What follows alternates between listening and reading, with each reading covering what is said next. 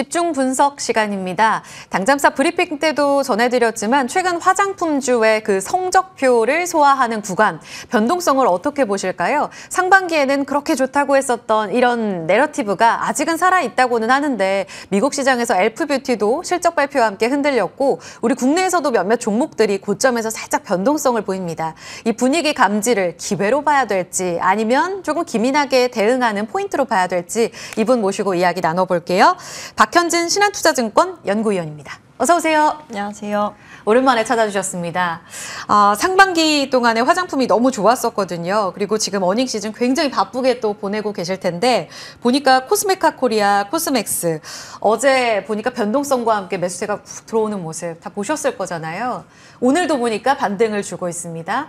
시세만 놓고 보면 지금 여전히 매수 기회인가? 좀 단도직입적으로 먼저 이 질문 드릴게요.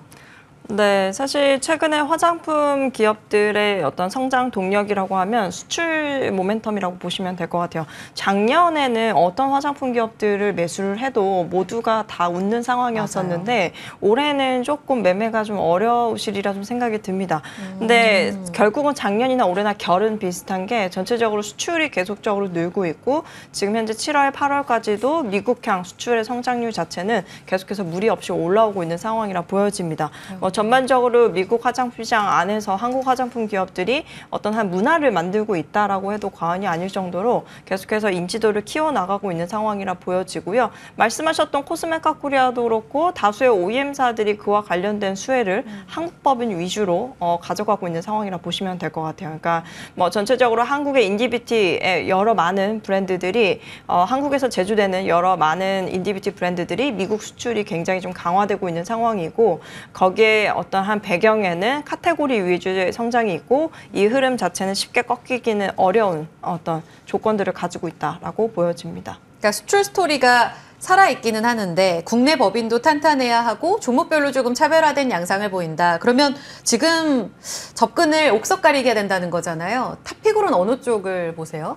사실 브랜드사들 같은 경우는 다소 좀 그 브랜드의 상황에 따라서 좀 다소 변동성이 좀 클 수 있는 상황입니다. 근데 그에 비해서 OEM사들은 한두 개의 브랜드사로 움직이는 건 또 아니다 보니까 OEM사들이 아무래도 좀 더 안정성장주의 느낌을 받으실 수 있으리라 좀 생각이 들고요. 네. 실제 이제 뭐 한국 콜마나 혹은 코스메카 코리아, CNC 인터내셔널 대부분이 한국 위주로 어닝 서프라이즈가 계속되고 있는 상황이고 거기에 하반기 부터는 대다수 미국 법인이 적자에서 흑자로 돌아서는 기조가 좀 예상이 되다 보니까 OEM사들이 좀 보시기에는 좀 편안하실 수도 있을 것 같습니다.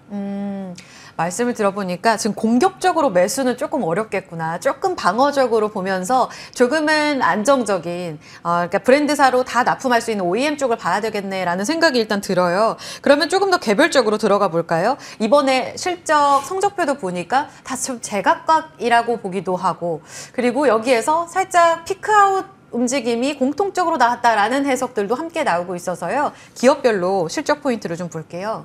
이 사실 업태는 계속 좀 좋아지고 있는 흐름이라고 보여집니다. 내수에서만 기인하던 시장에서 이제는 미국으로 가고 있는 상황이기 때문에 네. 업태는 계속 좋아지는데 주가가 작년부터 내리 올라왔던 게 있기 때문에 그거와 관련해서 이 눈높이를 실제로 맞출 수 있느냐 약간 좀 그게 거기서 약간 선별적인 작업이 필요하리라 좀 생각이 들고요. 실제 이제 대형사들보다는 중소형사들 위주의 어떤 시장 강세 흐름이 좀 이어지고 있는데 아마 하반기에도 비슷한 흐름은 지속이 될 거라 보여집니다. 대형사들도 사실 인디뷰티 저가 브랜드들 중심으로 육성을 많이 하고 있어요. 그래서 그쵸. 그런 관련된 실적들이 3분기, 4분기에 조금 더 부각이 될 거라고는 보고 있지만 전체적으로 체력이 가벼운, 몸이 가벼운 그런 약간 중소형사 위주로 조금 더 주가 변동성은 클 거라고 좀 보고 있고요. 개별 기업별로는 지금 아까 말씀드렸던 뭐 한국 콜마나 혹은 뭐 코스맥스도 그렇고 코스메카 코리아 이런 OEM사들을 중점적으로 좀 더 안정성장주 컨셉으로 보시되 뭐 사실 중소 브랜드사들 가운데서도 하반기에 미국에 뭐 실질적으로 처음 숫자가 더해지는 기업들이 있습니다. 뭐 대표적으로 뭐 클리오 같은 기업들은 뭐 작년부터 계속 실적이 있었었고 그 밖에 이제 뭐 VT나 아니면 마녀공장, 뭐 에이블 CNC 이런 옛날의 추억의 종목들이죠. 네. 그런 기업들까지도 최근에 3, 4분기 미국 실적을 좀 더해갈 여력이 좀 있는 경우 라고 생각이 들어요. VT는 실적 발표하고 나서는 좀 변동성을 보였단 말이에요. 그래서 해석이 굉장히 어렵더라고요. 보시기에 연구원님은 이번 성적표에서 이 종목이 그래도 기대를 넘어 가장 잘했다라고 보신 종목이 있으세요? 지금 화장품사들의 실적 발표가 어제부로 거의 마무리가 되었습니다. 근데 가장 독보적으로 실적이 가장 잘 나왔다라고 평가를 받는 기업은 아무래도 코스메카코리아였을 것 같고요. 한국 법인 위주의 영업 레버리지 효과가 상당히 좀 극대화되는 모습이었었어요. 특히 최근에 OEM사들이 전체적으로 생산 가능량, 그러니까 뭐 캐파라고 보통 이제 시장에서 얘기를 많이 하는데요. 캐파의 여력이 가장 높은 회사이기도 해요. 그러니까 사실 모든 회사가 대부분 가동률이 100% 이상 넘어가면서 외주 공장을 계속 좀 활용하는 상황인데 그에 비해서 코스메카코리아는 진즉에 공간 예력을 많이 확보해 놓고 설비를 많이 들여놓은 덕에 전체적으로 캐펙스 투자 없이도 여러 자문적 지출 없이도 매출을 여기서 2배 이상 키울 수 있는 회사라고 좀 보여집니다. 그래서 그런 차원에서 좀 각광을 많이 받았던 것 같고요. 네. 그 밖에 뭐 CNC 인터내셔널 콜마 마찬가지로 같은 이유로 네. 수혜를 보는 경우라고 좀 생각이 들어요. 아무래도 가장 실망스러웠던 건 아모레가 아니었을까라는 생각이 드는데 뭐 사실 기대치가 높지 않았음에도 불구하고 7월에 보면은 꽤 잘 올라와서 이번에 잘 보여주나? 라는 투자자들의 기대가 일정 부분 있었을 텐데 어떻게 보셨어요? 중국 쪽으로는 여전히 부진. 그러니까 기대가 낮은데도 더 실망스러웠다고 해석하세요?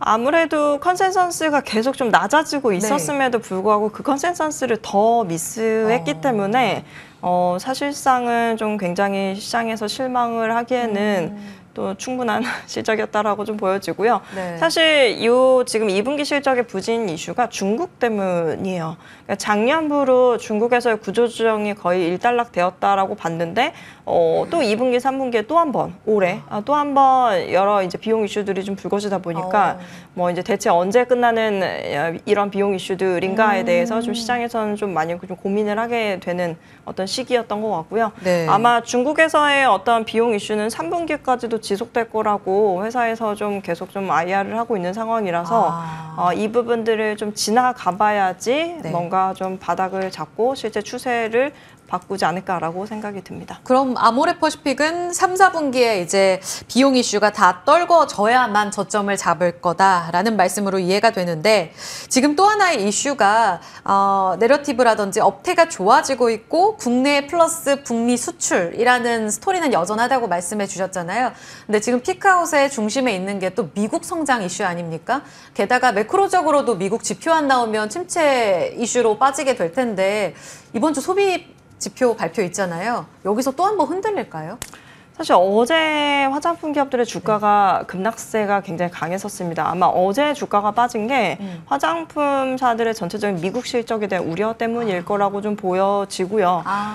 다만 이제 그거를 좀 해소했던 게 실리콘투라는 미국 유통사의 실적이거든요. 유통사라고 이제 한국에 상장되어 있는 화장품 네. 유통사인데요.